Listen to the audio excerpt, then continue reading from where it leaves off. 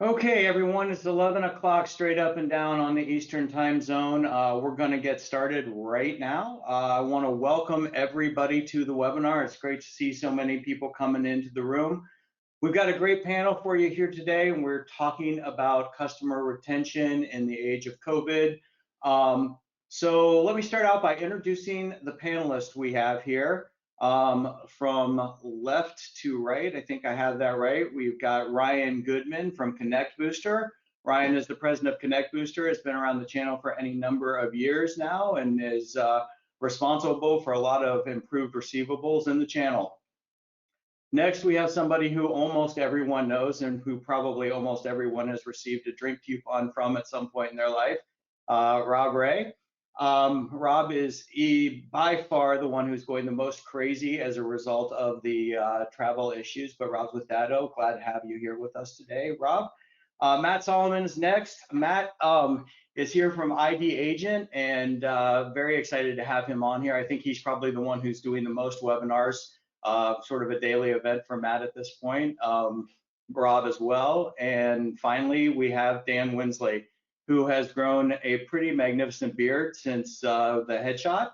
I seem to be the only clean-shaven one. We may do a poll later as to who has the best Corona beard, but if everybody wants to come off mute, we'll dig in here and get started. First, a quick look at the agenda. There's a lot of stuff going on. We're going to have a few commercials from our sponsors today. We couldn't do this without our sponsors. The $5,000 giveaway is all a result of sponsor dollars, so I want to thank our sponsors right now. And with that, I will start the sponsorship conversation with Zomentum. So just an introduction to Zomentum for everyone. Zomentum is a sales automation tool built specifically for the channel and specifically for MSPs. It is a tool that combines CRM functionality, the ability to do sales assessments, proposals and quotes, and automation, as well as analytics of what's happening within your business and what's happening in conjunction with your peers in the industry. It's a great tool to help drive sales. There's some great information out there. With a sales automation tool, companies can increase their sales productivity by 12.5% and accelerate their financial close times up to 50%. So that means you work half as hard every time you want to go about closing new business. So that's just a little bit about Zomentum, one of our sponsors here today. We'll start out with the first question to the panel, which is, the conversation is all about customer retention. And one of the tools associated with customer retention is cutting price in order to either drive growth or eliminate competition or whatever. So the question to the panel is, should MSPs cut some of their services at this time to reduce costs to their customers? I'm going to start on my screen from the right to the left and start with Matt Solomon. Matt, what do you think about that? Sure. So, I think every MSP, obviously, during these times has to look at their overall costs and how they're doing business. I mean, it's a good time to obviously reevaluate. But what we're hoping, obviously, is that this is more of a short-term crisis. We don't really know the full timeline, obviously. So I think an MSP really has to look at, if they're going to cut any services, what does that tell the customer in terms of like the longer-term conversations? Because if you were for the last 6 months telling them they needed two-factor this is why they needed 2FA and this is why they needed backup, and you're enforcing that upon them, and then all of a sudden you're cutting back on some of that, what's that message that you're then telling them when you're pulling it back and then having another conversation 3 months from now? So I think that's probably one of the most important things that they'll have to think about, is how are they going to have that conversation of what is the value of these services that we're bringing back to you 4 or 5 months from now, when we basically just said to you that it's not a critical piece of our service offering. Interesting. Rob, what do you think? Well, I want to be very, very clear here, because the question is about cutting services, not cutting price. And I think there's been a couple of comments that have been made out in the field, and I think it's coming from a lot of the MSPs actually, where they're talking about reducing their price in order to help their ultimate end user customers. I think that in itself is a mistake. As far as reducing the amount of services that they're actually performing for end users, I think that's a conversation. Like you have to be more of a consultant around that actual conversation, and actually sitting there and saying to them, look, what do you need from me at this particular time? What's your situation as far as like financially? Are you going to make it through this business? Ultimately, none of us want to lose any business through this. So I think being adaptive and almost maybe personalizing what you're offering to them at this particular time. But I want to be clear, like cutting your cost, or sorry, cutting your price of delivering those services is an absolute mistake. And you mentioned competition and dealing with competition. I think ultimately there's going to be some weaker MSPs that are going to lose through this, and ultimately your weaker competitors are going to get knocked out. Those end users are still looking for MSP services, so they'll find you. And let's not forget, the channel has been determined as an essential service. It comes at a premium. Yeah, for sure. I mean, it's interesting. I don't know whether MSPs are experiencing a situation where it costs more to keep their businesses running right now or less. But I know, Dan, you and I were talking before the panel about this particular question, and you had kind of a one-word answer to it. Why don't you tell us what you think? Well, thanks, Ted, and I thought it was mandatory to grow a beard for the panel since the other guys all had one, so I did. But yeah, my basic answer to this is no, absolutely not. I don't think proactively cutting costs, reducing your pricing, cutting services is the right thing to be doing. We don't have a lot of reference to go by in what we're going through globally here, but certainly if you look back to the downturn of 2008, the conditions we went through after 9/11, whenever there's this kind of turmoil in the marketplace, I would want you to add services. I would want you to look at opportunities to expand the services you're delivering, because they may have changed. To Matt's point, to look at cutting something just for the sake of cutting it doesn't make a lot of sense to me. You might shelve a few things, but I would look to, there's been an enormous opportunity coming out of remote working, and there's been data security prevention opportunities there. There has been literally an increase in hardware sales in a lot of cases as people move to remote. So I would be looking to add services, not focused on cutting costs or reducing services. Ryan, anything to add here?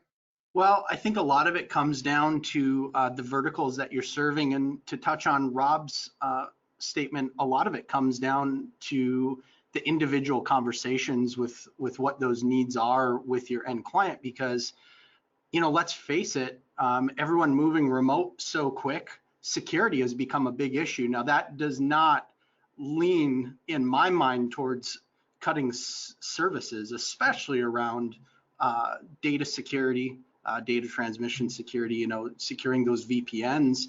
And are MSPs prepared, especially in the vertical that they may be working in, where a certain level of security is certainly required, of the liability that they may have to look at taking on if they are cutting some of those services? So I also think it's a really big opportunity to relay the value of what you're doing, and I think it backs up, like Matt said, the conversations that you've been having for years with your clients. This may be one of those times where they're actually using those services to a much greater degree than they ever did, right inside of their office network. So that actually kind of leans into our second question, which is, are there any standard policies that you, the vendors, or your partners have put in place for price reduction or price relief during this time? Ryan, I'm going to keep it with you. Does ConnectBooster have any standard policies going on right now? So what we've done, we've created a blanket. If individuals are reaching out and talking to us, we've only had a very few handful in some of the most impacted areas of the country, and it also related to where the MSP was serving in a retail or hospitality type vertical, which has really been hit the hardest. Aside from that, most MSPs are servicing other service-based businesses, which are oftentimes mission critical in this time. But we've done a 90-day delay in billing with those partners, where we will reassess after 90 days, what the impact of this thing is. Are things coming back? And then I think one of the most important pieces, and I think this flows down to educating our partners on how they should be dealing with their clients, is this is not a complete waiver of fees. We're going to make that up over a 6-month, extended repay plan.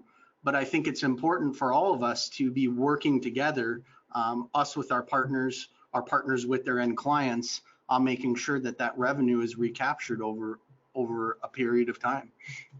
So it sounds like ConnectBooster is playing to the strengths of managing cash flow and helping their partners manage cash flow in this Absolutely. time. And giving advice on that. Rob, what about Datto? What are you guys doing? Same kind of approach that I was talking about before, same approach that we think the MSP should be taking with their end users, which is ultimately working on a case-by-case basis. Like, what are you dealing with right now? Where do you need help right now? Because we are seeing a lot of MSPs that are doing very well, and a lot of MSPs that are actually growing their businesses throughout this time and finding opportunities. And the end user market, unlike in the past, the end user market is valuing the channel and valuing the services that the channel is providing more so than ever before. So I think it goes back again that none of us want to see anybody go out of business. And I think that this time like we've been around, like all of us have been around for a long time. I know, Matt, like you've only been here for about a few months, but Dan, I mean, come on, like 20 some odd years here. Like 3 years, come on. Through the Spanish flu with the channel. He went through World War II with the channel, those kinds of things. But when you think about like Y2K, you think about the dot-com burst, you think about the 2008 recession, like all those devastated businesses, period. COVID's different. In my mind, it's different. And I think that the fact that IT is in essence been able to actually keep a lot of businesses going. A lot of SMBs are in business because they had the ability to go and work from home. That was not a thing in 08. And even then in 08, we weren't looking for reasons to go work from home. We were looking for ways to save money. So this is just, it seems to be a little bit different. And I think depending on how the market does after all of this will determine whether we need to talk about things like cutting prices and renegotiating contracts and people going out of business. And I get right now, we're not insensitive to it. It's something that's super important, but I think it's still a case-by-case scenario at this particular point. So, and we've been working with those MSPs, some of them really, really good, strong MSPs, just servicing the wrong vertical at this particular moment that have been devastated by it. We're working with them. Cool. I'm going to move on ahead now. I'm going to try and keep this on schedule for a little while before we completely lose it. Mail Protector. I'm going to do a quick commercial for Mail Protector. As many of you in the audience know, I've been channel chief with Mail Protector for about 5 years now. Mail Protector really is the email security leader in the space, from an evolution of products that have helped MSPs go to market and grow. Probably the simple best example of that is Bracket. When I used to be at events and get up on stage, I'd ask partners, how many of you heard of Mail Protector? And 2/3, 3/4 of the room, hands in the room would go up. And I'd ask if you've ever heard of Bracket, and even more hands today go up because it's had such an impact on the industry. The idea of controlling email security from a single panel, the idea of being able to drive all of your email security platform at the drop of a hat as needed. Email security is something your customers need when they need it. It's something that you should have available to them, and tools like Bracket for encryption and Secure Store for backup of your email is all very, very important. So thank you for a quick note from Mail Protector. All right, let's keep moving forward. Matt, I'm going to go back to you again. What's the largest surprise you have seen during this period, either from your partners, from your company, from the channel as a whole? What's really caught you off guard? I didn't expect that kind of moment. Well, I'll actually start with answering with what's not a surprise. As Rob alluded to, I've been in the MSP industry for about 3 years now, but I have learned a lot, and courtesy of him as well. But how much this industry has come together has been no surprise to me. And I don't just mean that from the MSPs, the vendors. I mean, Rob and I have traded texts. I've traded texts with Colin Knox. And yeah, we're all competitive on different levels and whatnot, but people in this community are coming together, whether we're competitors or not, to do what's best for the channel. We all want to survive. This is our livelihood. And, the biggest surprise, I'd say, from the MSP space is just how many MSPs are actually thriving versus just surviving. I mean, we're seeing MSPs really pivot in an incredible fashion very quickly.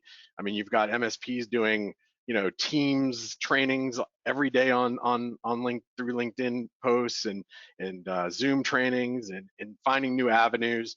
But it's really been interesting to see the ones who were, no one was prepared for COVID-19 specifically, but it's the MSPs that actually had disaster recovery plans in place. They had all these things.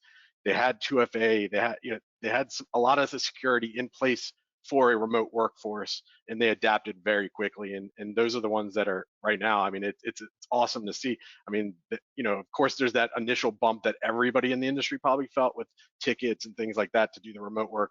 But we have MSPs doing more business than they've ever done, which is, I don't know if that's a surprise, but it's just really cool to hear. Absolutely. Thanks, Matt. So Dan, I think Rob said that, I can't remember, I think he was talking about you. You've been in the industry since Spanish flu times. What's surprising you? Well, we've seen it a couple times before, and to Matt's point, I am not surprised by this is what I love about our industry. What I love about the channel is when it's a hard time, this community comes together. We're doing Zoom meetings on the vendor side. To Matt's point, we've got 50 vendor partners and MSPs all getting together just to have a drink on a Thursday night together. So really coming together as an industry and figuring out how to do this and educate each other. One unique part of this pandemic, which is we haven't seen before, and I'll take it internally. I've never had to move an entire company to remote. We're going through this as businesses as much as the MSPs are and their customers are. And I was just overwhelmingly surprised at how well adapted even my own team was to go home, pick it up, and not miss a beat. We made the decision on a Thursday we were going remote. Everybody was remote on the Friday, and the business and the support of our partners literally didn't miss a beat. I had one of my employees move all the way back to New Zealand during this period and was literally 20-hour flight and back on with partners the next day. So I'm incredibly impressed and blessed to be a part of the industry, and this is when we're at our best, when we're rallying around hard times and figuring out how to service the MSPs, the channel, and ultimately the customers who are not as blessed as we are. Some of them are going through some pretty devastating impact on their businesses, but I know the partners I've talked to, they're looking for ways to help all of those businesses short term and long term. So again, I think it's a proud moment for us as an industry. Absolutely. So Ryan, what about you? Any surprises that have come out of this? Anything that really shocked you? Well, I think my perspective may be a little bit different because I was pretty early in my business career, going through the 2008 financial crisis, right? And so this is the first big thing that our organization has seen. And to quote the line, everyone has a plan until they get punched in the mouth. This was a punch in the mouth, and the plan worked. And I was like, holy crap, it was maybe like 1 week of what felt like turmoil, chaos, from a support, sales, just that whole end, and then everything went back to normal and everyone was spun up, including our office, right? And so pretty incredible from a guy that this was his first real swing up to bat in something real major like a crisis in business. Pretty cool to see. The other big surprise, just in general, was the federal response, and some of the loan forgiveness programs, if those funds are used appropriately. And I don't know really whether I have an opinion of positive or negative, or what the greater economic ramifications are going to be, positive or negative on the economy. But for businesses that need help, it's something to get on, talk with your financial people in your organization, your CPA, your CFO, and take advantage of what's there. So I had an interesting experience, Ryan. When I called Log Me In order to get this webinar set up, they explained to me that they were doing 5 times as many onboardings per day as they used to do on a weekly basis. So some companies are absolutely growing as a result of this. Rob, what surprised you? You have exposure to a lot of MSPs and a great handle on what's going on in the channel. What's caught you off guard? Yeah, I agree with Matt. I think Matt's got it bang on that not surprisingly, the vendors have kind of pulled together and done their thing and been calling each other out, as well as helping each other during these times, because I think we all realize that, you know, high tides float all boats, and it's something that you know, we've all been working towards over the last, I want to say, just in the last 2-3 years, towards this whole open ecosystem, working together, being respectful of the MSP and the channel and the community that we all serve.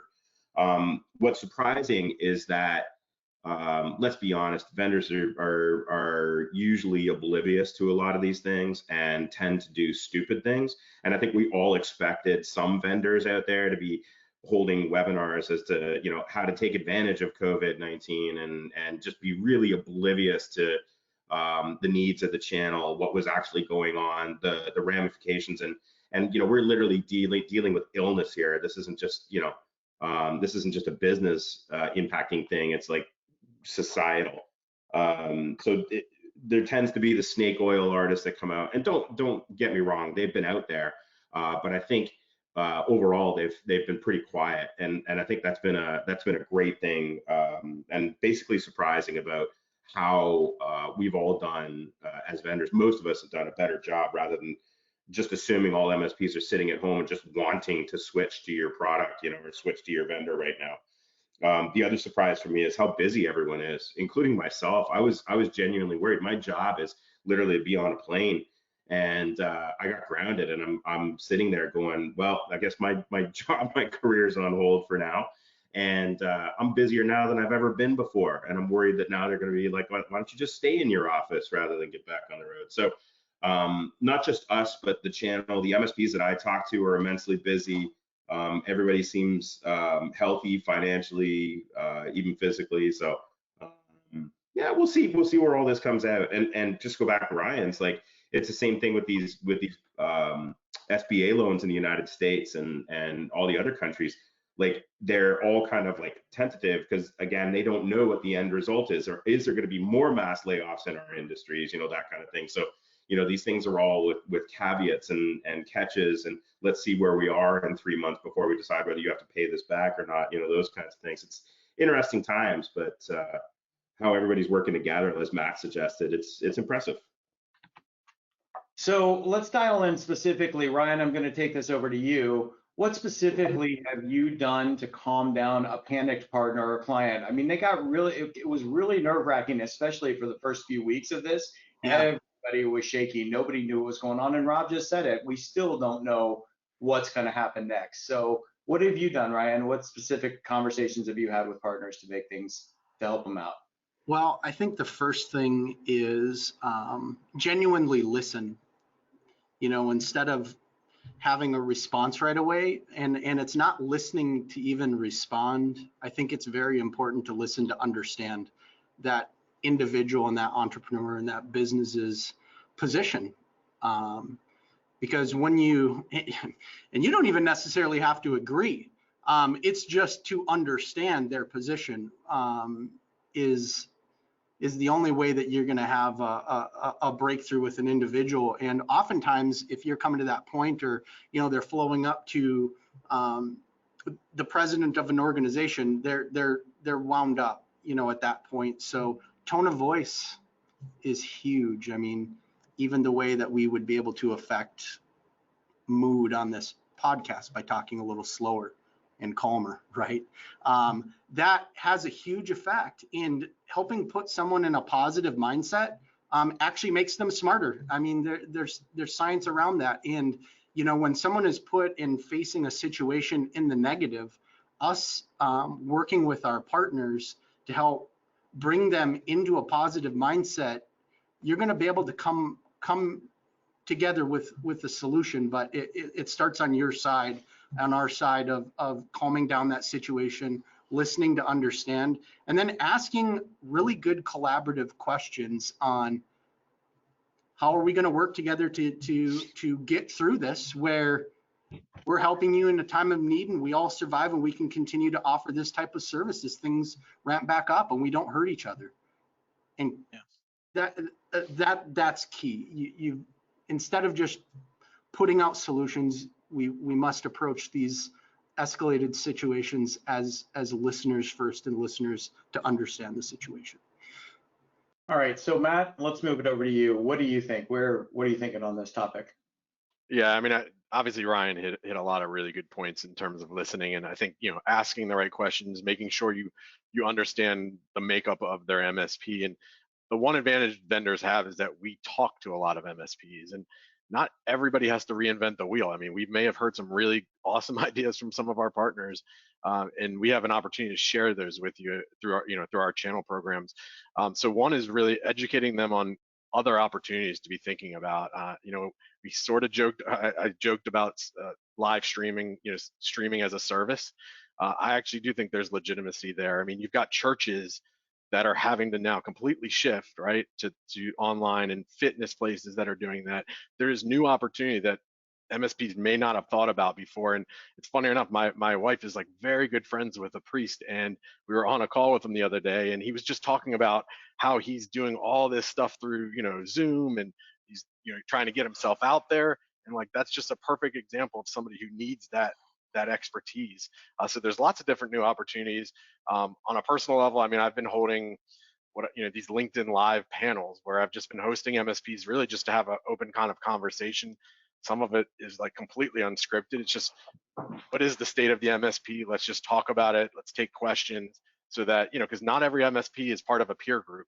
So they don't have that opportunity to hear from other MSPs, especially not, being able to go on the road. So just trying to bring that, and then just really taking advantage.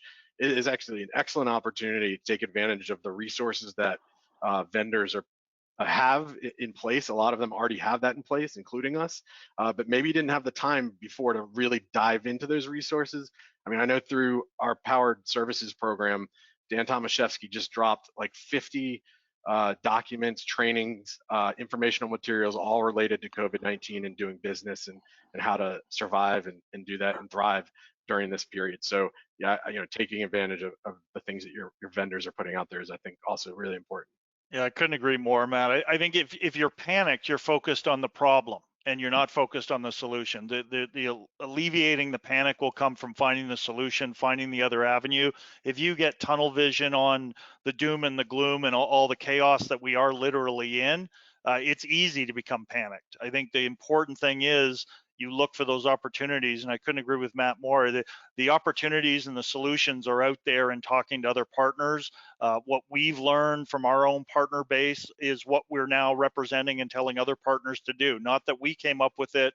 We saw partners having success in certain areas, and I couldn't agree more. Everything's moved online. My youngest son is in fencing, and he's now doing fencing over an 80, in front of a 60-inch television, which I'm sure he's going to put his foil through one of these days. But there are opportunities out there. So Matt, I'm going to hand it over to you for a second. Tell us a little bit about what ID Agent is doing. Sure. So most of you out there, if you've heard of us before, probably know about our core product, which is Dark Web ID. So we monitor the dark web for credential exposures associated with the breaches happening on third-party websites like LinkedIn and Dropbox, employees using their work emails on those websites and exposing risk to the organization. We also have a live prospecting tool. It's one of the biggest reasons we grew over the last few years. It was where you can actually put the domain of any organization and pull up the 100 most recent emails and passwords that have been exposed. So it empowers an MSP to have conversations around security. Now, using that live data search today is a little different in this COVID-19 kind of area that we're in. So maybe you're not aggressively using that as a prospecting tool, but really is part of an educational package where you're pulling the report and having the conversation around security and say, by the way, this is something we also do, and showing the report. We then launched Bullfish ID, which is our phishing simulation and security awareness training program. I actually think there's no better time to start implementing this stuff than right now. MSPs need a baseline, especially as employees are going remote. This is an excellent opportunity to kind of introduce this. And you kind of asked the question, what are MSPs doing for some of their customers? While I don't love trial periods, obviously we're in different times. This is a good opportunity to do the trial period of, hey, let me run a few phishing simulations now so we can get a baseline of where things, from where we're going. And then the final component we just launched last week, which is called Passly. which is our 2FA, so multi-factor authentication, single sign-on, and password management platform. So really, ID Agent's almost its own little security bundle now, and we're really excited about that. And if you're an ID Agent partner, we actually have 10 NFR licenses that we automatically give you for Passly. And then the last thing I'll say, Ted, because I didn't get a chance to answer, just in terms of what people are doing for their own customers or vendors, and similar to what Ryan is doing, ID Agent really through Kaseya, which is called Kaseya Cares program, we are offering some type of deferment as well. But as Ryan said, there's some give and take. I mean, it's not a freebie. It is being added to the contract and the contract terms, but it is an opportunity to defer some of those payments to really help the MSPs out in this period. Cool, thanks, Matt. All right, Rob, I'm going to ask you. You mentioned before that you spend your life on the road and you were responsible for the business development team at Datto. How have you responded and guided your own teams? What are you telling Datto about the response to the channel as we move down the road here? Well, these are unprecedented times. They're unusual times. I think, as we've all been talking about, like very, very strange kind of scenario. And it's funny because the first day I'm sitting at home and I walk into my home office, which I've never used before, and I'm sitting there going, what do I do now? So I think because then everybody's exactly like you're saying, they're calling me going, what do the MSPs want? What are the MSPs saying? What are they doing? Do we start pounding out webinars to talk about moving products? Do we start, just do like whatever? And I, first thing I did was just called a bunch of MSP partners of mine and said, what's going on? And, I think it goes back, I think Ryan's mentioned it. I think we've all talked about it. I think Matt talked about it too. It's just being there for your partners at this particular time, right? And what I did was just literally call them and go, like, what's going on? And you find out that everybody's hair is on fire, and for them it's even weirder times. And it goes back to your last question, that everybody's panicking right now. But then, do we need to panic? Should we be panicking? What should we be panicking about? So my advice back to my own organization was just be there. Just be there. Let's not put any pressure on anybody. Let's not think about really emphasizing on sales like we traditionally have. We've got a reputation of being a very aggressive company from a sales perspective. That has completely been reeled back. And instead, we just had all of our account managers call their partners and go, what do you need? What can we do for you? And funny enough, we found that MSPs were doing the same thing for their end users, which is just calling their end users going, what do you need from me right now? Because I'm here, I can help you, but what do you need? And I think that's probably the most important part through all of this is just communication. Let's just talk to each other. And again, I've mentioned it a couple of times, nobody wants anybody to go out of business. And I think the channel's fortunate enough that there's enough value here that if you call your vendors, most of us do treat you like actual partners, and we want to work through this with you. We're not cold-hearted. We're not, big faceless companies. Just call your vendors and say, look, I need help. And we've been through that scenario already a few hundred times just in the last couple of weeks. Great. Dan, what about you? How have you been leading your team and your channel engagement? I'll mirror Rob's comments. I think communication's been the key, Ted. Obviously, I'm very used to working remote. This is not the first time I've been in my home office like Rob. I've spent a lot of time in this chair over the last few years, but it was important, I think, for our team members who were sent home for the first time. I write a weekly, pretty significantly sized update for the entire company. And give them updates because it is unique for a lot of our staff. Rob's team, I like reading all their stuff on LinkedIn. He's made them all right. What's been different about being off the road. Jason's was pretty good yesterday and a little shocking in some areas, but I think it's communication. That's all we can do. Again, I've been extremely proud of the team and our recommitment to partners. I asked them, hey, everybody's suffering here, and the only thing we can do is hold up our role and responsibility to our partners. And I've seen the team members double down on that and really, just to Rob's point, listen and communicate. We're trying to do that as much internally as we are externally with our partners. Awesome. All right, I'm going to move forward to the next question and ask this one of Ryan. Ryan, have you seen an increase in demand for your services or more requests for cancellations? What's it feel like out there? It has been crazy from an increase in services. Individuals, companies that we've talked to 2-3 years ago where, maybe the need wasn't as pressing for an electronic payment or taking checking account information and converting that to an electronic transaction has been unprecedented. The need has been huge, and we're excited to be here.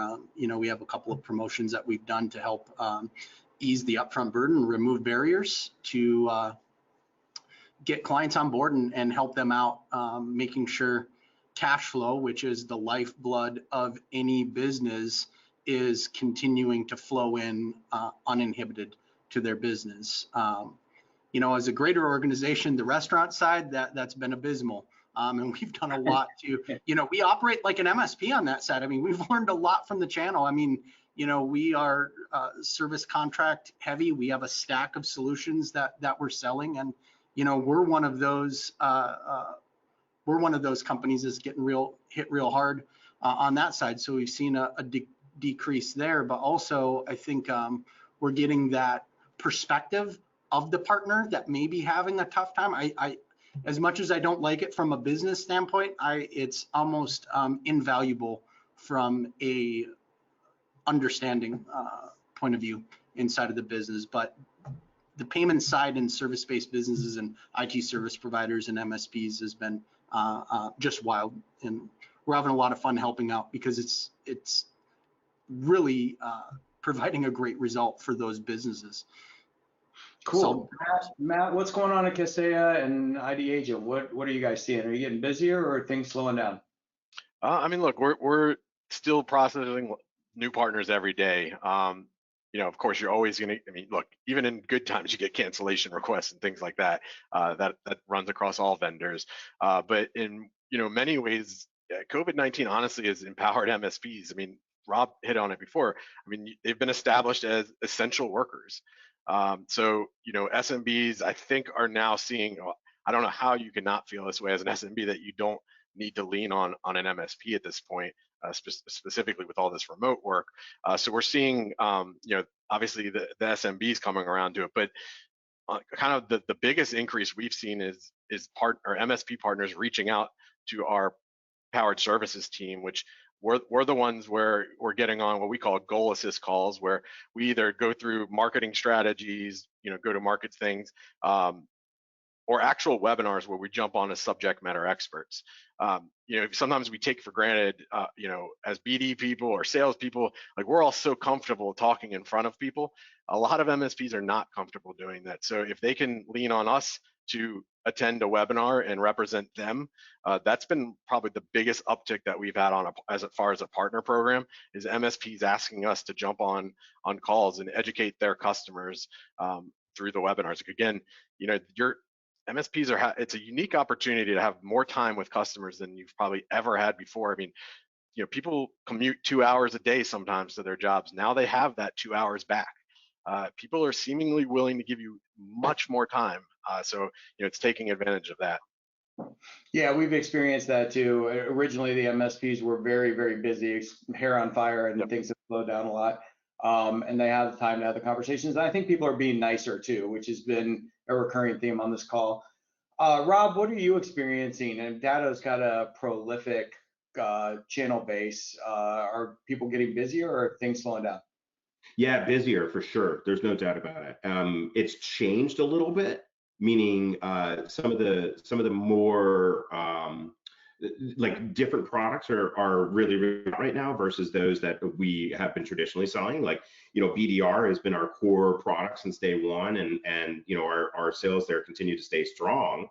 But we're seeing massive increase in things like ORMM and SaaS protection, all the things that we need to extend into those end users that are now working from home. Or I find that a lot of MSPs are getting phone calls from the guys, those businesses that were kind of on the fence as to whether they want to do business with an MSP. Now all of a sudden they need them.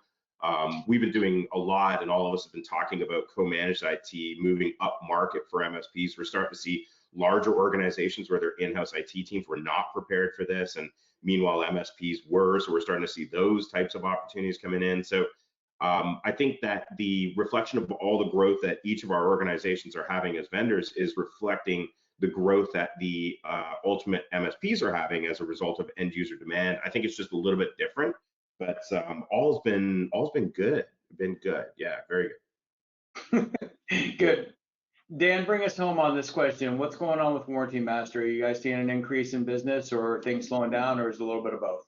No, it's definitely growth. Our partners are seeing enormous opportunities, and we're in extended warranty businesses. We are in asset lifecycle management. So what's been interesting and surprising to see is the number of assets under management have actually gone up.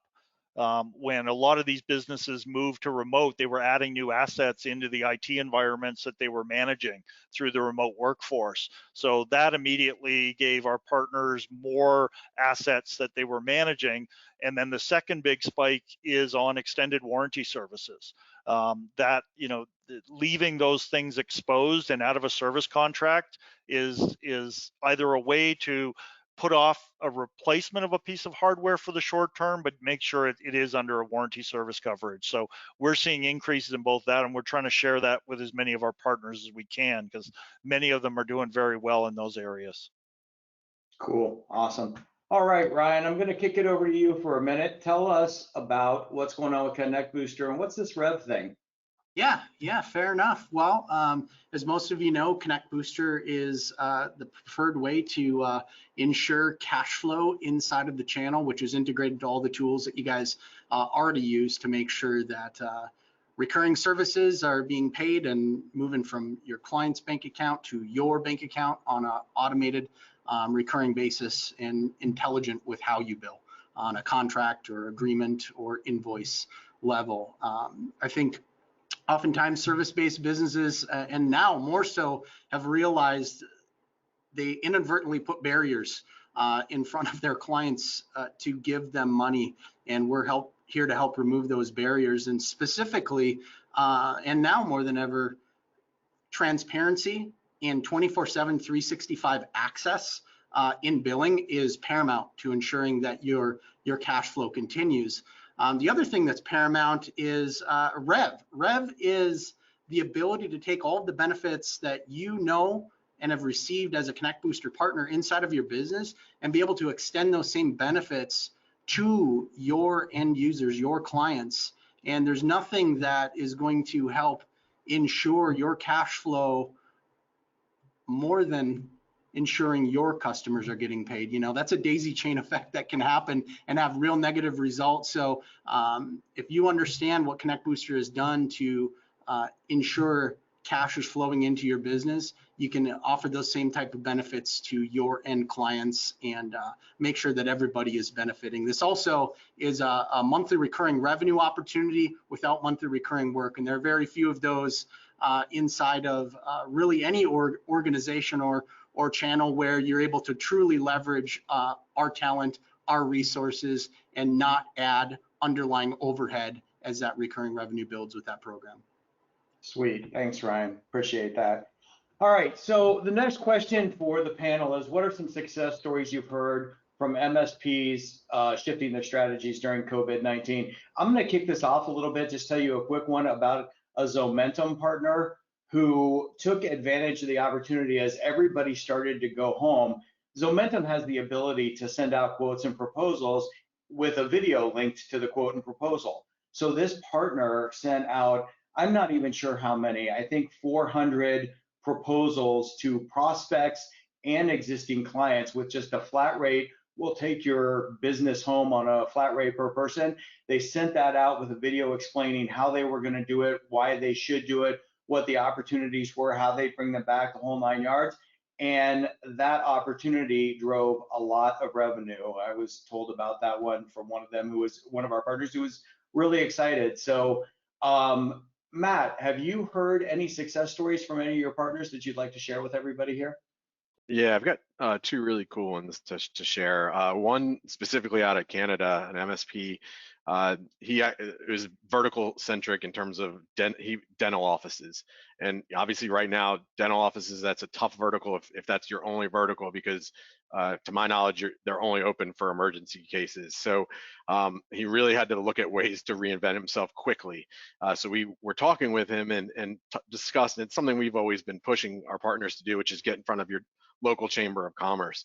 And he was able to get connected with them. Look, chambers are looking for content too. So he was able to do a presentation through his local chamber, and he was, able to land 4 projects from that. And look, I understand not every MSP wants to take on project work, but when you're trying to pay bills, in this case, he was very happy to take those projects. And he had 1 to 2 MRR opportunities come directly from that opportunity. Another really cool one, and we've touched upon this idea of just reaching out to people, saying, hey, is there anything I can do to help you, or just checking in to see how you're doing. This gentleman reached out via LinkedIn to his connections, and was, very simple message, and it was just very similar to what I just said. And he's now got 6 MRR deals basically in process from reaching out just via LinkedIn with a simple message. And I'll give you one extra tip on a LinkedIn thing to do, because I believe most people are not doing this, and it's really unique, which is if you're connected on a first degree on LinkedIn, you can actually send somebody a video message as well. It's really unique. Because it's unique, people will actually watch it, and it's really personal. So it's just kind of a tip. If you haven't done it, test it out. You can do it through your phone and just send some of your connections just these simple messages, and that stuff, I believe all of that stuff we've been talking about, it all comes back to you. It will all come back to you afterwards. Cool. Dan, what about you? Specific story? Yeah, I touched on a couple, Ted. I mean, assets have really come to the surface, and we've seen, I touched on the extended warranty service. One of the shocker ones I got from partners is we've had the capability of reporting inside the application forever, and a lot of partners use it. I was pleasantly surprised the number of partners said, look, I just took the reports I could generate out of the application and sent it off as a service to my customers to say, here's your hardware asset inventory, here's what you need to be planning for. And many of our, call it best in class partners use it in a QBR and so on, but so many partners looked into the applications, and I'm sure you can find it across all of us and the applications and services that all your vendors are providing you. Look a little deeper. What am I missing? Have I been using this application to its full value? And that was a nice tidbit for me to hear from some of the partners going, wow, you've been telling me about reporting for so long, and once I looked at it and sent it out to my customer, they responded very favorably. It coincides with the communication plan. Just what can you do to help your customer today? Hey, here's something as basic as an asset inventory of what's going on, what you need to budget for, because they're all in the same boat. They're planning for Q2, Q3, Q4, when, God willing, we're all out of this. What their future plans will look like. Anything, it doesn't need to be a sale. It doesn't need to be a new MRR. It's maintaining customers and maintaining your value. And it can come from a phone call, as Matt said, or take advantage of some of the applications you've got in-house already. Thanks, Dan. Ryan, what about you?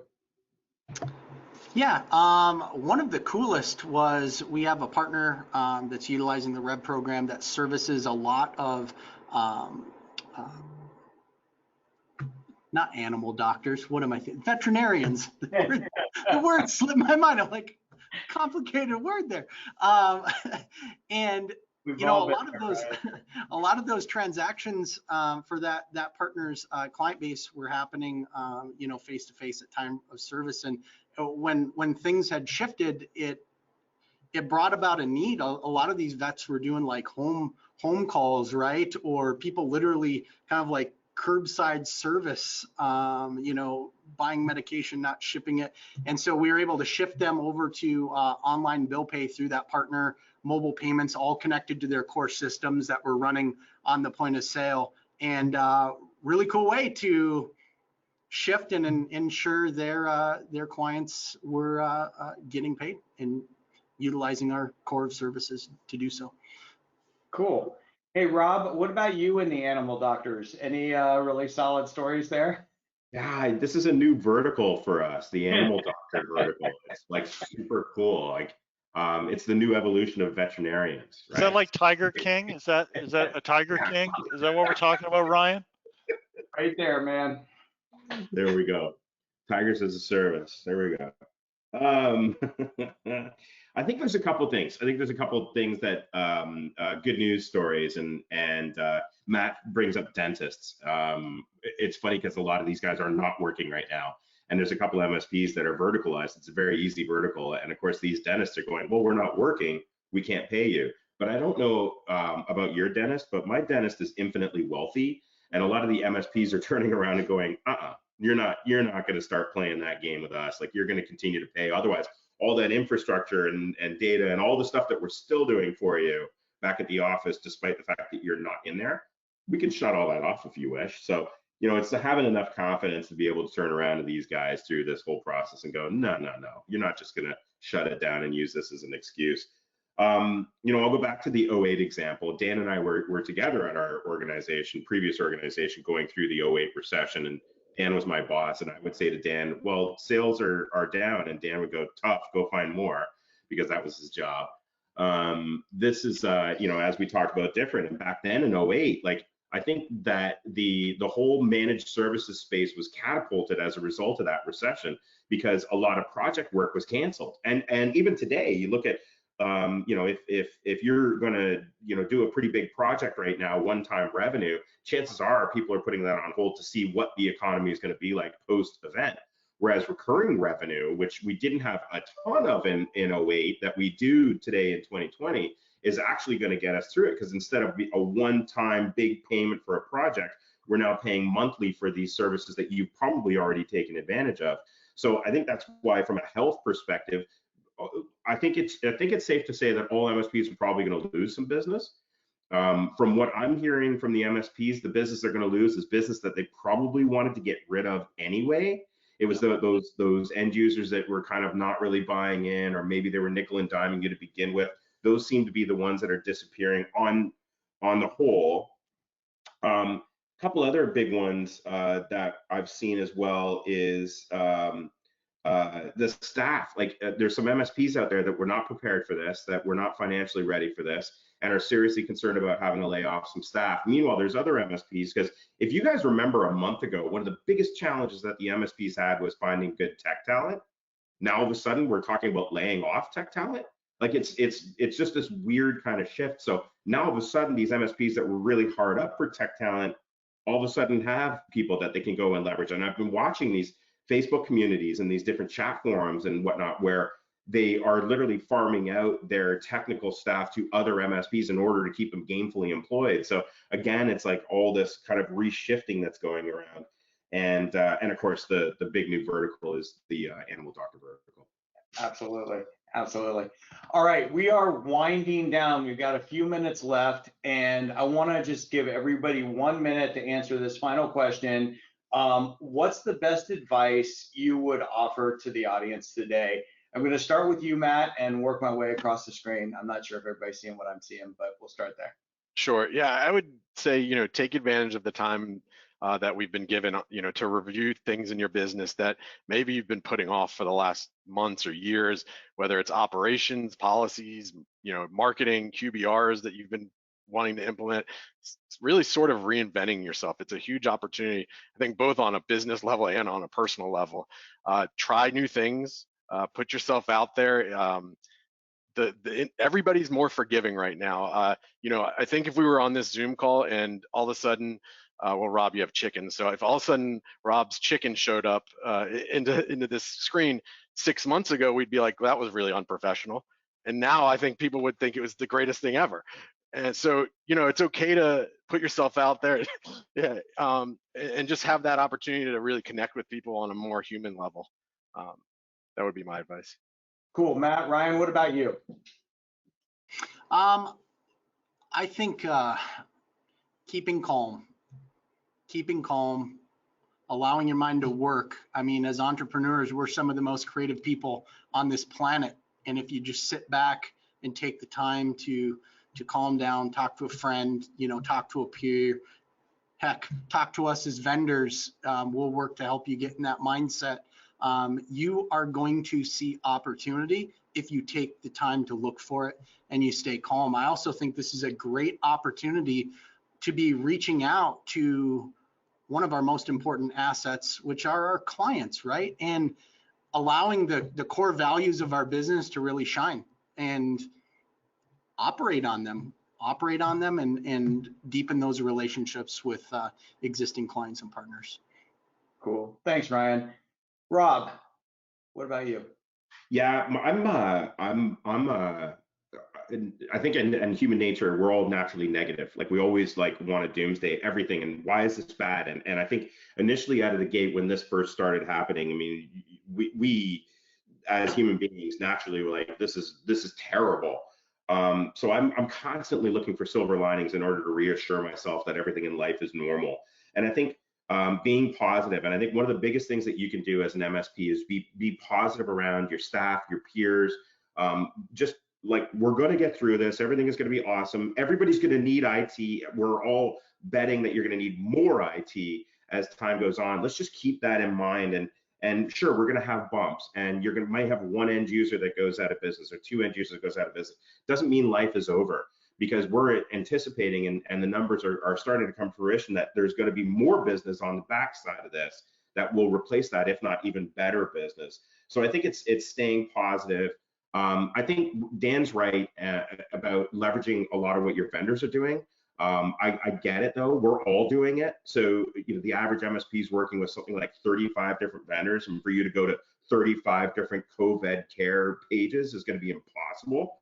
But there is a ton of good information that's out there, and not just special deals or discounts or anything like that, but a ton of really good information as to where to look for, like what Ryan talked about, those opportunities. So stay calm, stay positive, leverage your vendors. We're going to get through this. It's going to be amazing. And at the end of all this, we will all look back at this over a beer, drooling on each other at a bar, going, that was pretty cool. Awesome. Dan, wrap it up for us. I agree with everything these three gentlemen said. I would add one, stay healthy. We will come out of this. The one thing we can't come out of it with is if you've compromised your health. So take care of your staff, take care of your employees, take care of your customers, and we'll be on the other side of this soon enough. All right, Dan, while you've got the stage, tell us a little bit about Warranty Master and what you guys are doing. So again, for this audience, Warranty Master, we're automated asset lifecycle management, where we've seen both opportunities pre-COVID and during this pandemic. We're helping partners with their asset lifecycle management, automate solutions, deliver reporting, help your customers budget. We're seeing enormous opportunities there. If you're not already a partner, you can do a free trial at warrantymaster.com. If you are, we have lots of guidance from existing partners who are leveraging this piece of their business very dramatically in this time, and love to share that with the audience as well. So thanks. Awesome. I want to thank all the panelists today. This has been a lot of fun and really informational and valuable. I learned about animal doctors and tigers and all kinds of strategies associated with keeping your customers. So let's move on to the last little piece of this, which is giving away $5,000. We're going to do this in 3 chunks. Third place is going to be $1,000. Second place is going to be $1,500. And third place is going to be $2,500. This is just for panelists, right, Ted? Just the panelists? Just panelists. Right. Like, half of us are going to win. Right. We had actually 225 people attending this webinar, so that's how we're doing the drawing. Technically, actually, the hardest part of this whole thing was figuring out how to do the drawing. We're going to draw the numbers right now on the screen. Julie, you can take over.